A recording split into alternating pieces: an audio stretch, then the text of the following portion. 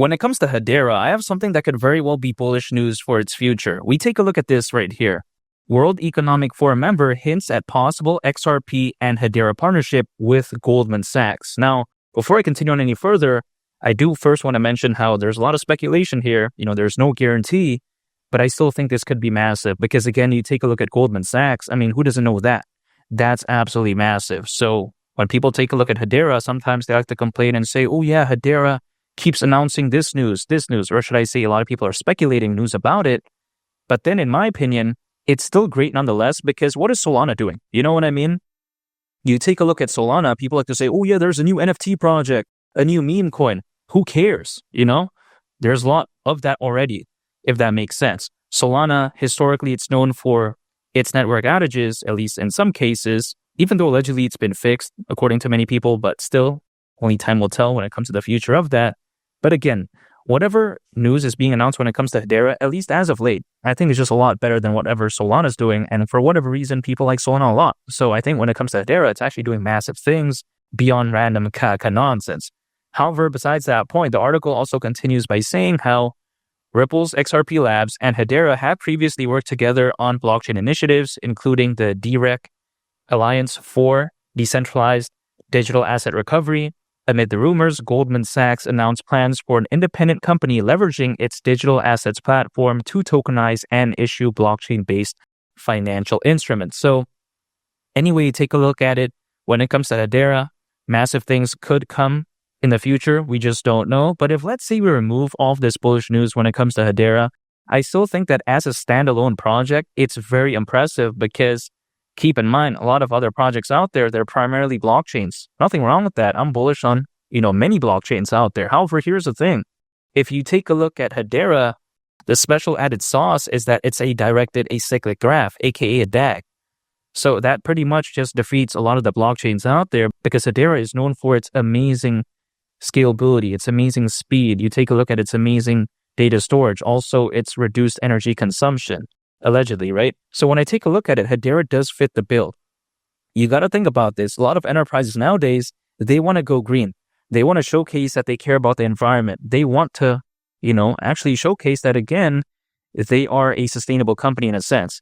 Now, how do they do that? In my opinion, it's through adopting new technology that is environmentally friendly. And I would argue that Hedera is very environmentally friendly because per transaction on average, it actually consumes less energy than many of the big players that we know. For instance, Solana, BNB Chain, you take a look at, also Cardano.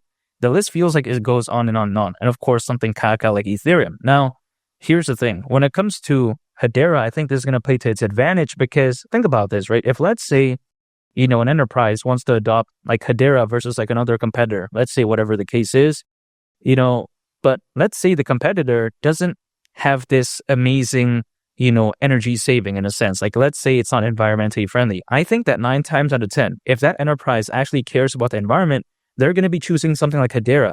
See, that right there is the forward-thinking mindset that Hedera has. Because again, by nature, because it is a DAG, a directed acyclic graph, it's going to have a lot of reduced energy consumption when compared to traditional blockchain technology. So that right there is the genius, or should I say the indirect genius, because it's just like a byproduct of their fundamental nature. But even besides that point, that's how amazing Hedera is. From the get-go, Hedera is amazing. So when I take a look at something like this, I don't think it's going to be bad. When you have a governing council that includes giants like Boeing, Google, and as well as IBM, it's not going to be caca in my opinion. Now, some people like to say that, when it comes to Hedera, it's trash, it's all of this type of stuff. Well, I disagree because they often argue that the ecosystem is complete caca, but if you take a look at something called Saucer Swap, now I've been talking about this for quite a while now, but even besides that point, Saucer Swap is a very amazing decentralized exchange on Hedera in my opinion. Allegedly, it is the first to launch on Hedera as a decentralized exchange, again, allegedly, but I'm very bullish on this. Now, does Hedera have the most massive, adoption, I would say? Absolutely not. I mean, come on, right? But even besides that point, Saucer Swap could be massive because as Hedera is growing, I think people are going to pay attention to something like Saucer Swap. And as you all know, the DeFi market still has potential, hypothetically at least. The market size is predicted to be worth over $200 billion by 2030, according to Grandview Research. So yeah, when it comes to Hedera, I think there's massive things going on for it. But Only time will tell. We'll have to wait and see.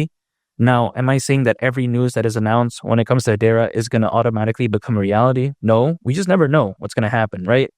But I think if anything, it's a good step in the right direction, and it does create a lot of positive sentiment, which I think is needed as of right now, because when you take a look at it, the crypto space as of right now is popping off. Bitcoin is popping off, and also a bunch of other altcoins are popping off, right? You take a look at Solana, BNB, you take a look at Ethereum. Now, Bitcoin, of course, it's going to influence altcoins in a massive way, but I still think that the race is far from over, because Bitcoin, despite how well it's doing as of right now, it hasn't reached the price of $100,000 yet, let alone $150,000. So as it does that, I think it's only fair to assume that, altcoins are going to do well when that happens. Historically, that has been the case, but it's just a waiting game as of right now. It's basically just like testing my patience, but it's not like it's even that bad anyways. A lot of people, they've been waiting ever since 2021, so I don't get why it would be that bad, really. I'd say around 6 months to a year from right now. I don't think it'd be that caca. But even besides that point, is $3 for HBAR still my price target? Absolutely. Yes, I'm not changing that. Some people right now, they're changing to like $10 or whatever, but I'm not, I want to still stick with that because, $3, I just don't think is that crazy, right? Especially when you consider the trajectory of the crypto space overall, the Bitcoin ETF, you take a look at the Ethereum ETF, the number of institutional investors, the amount of enterprise adoption. I just don't think it's bad. And not to mention, market cap considering current circulating supply would be around $113 billion.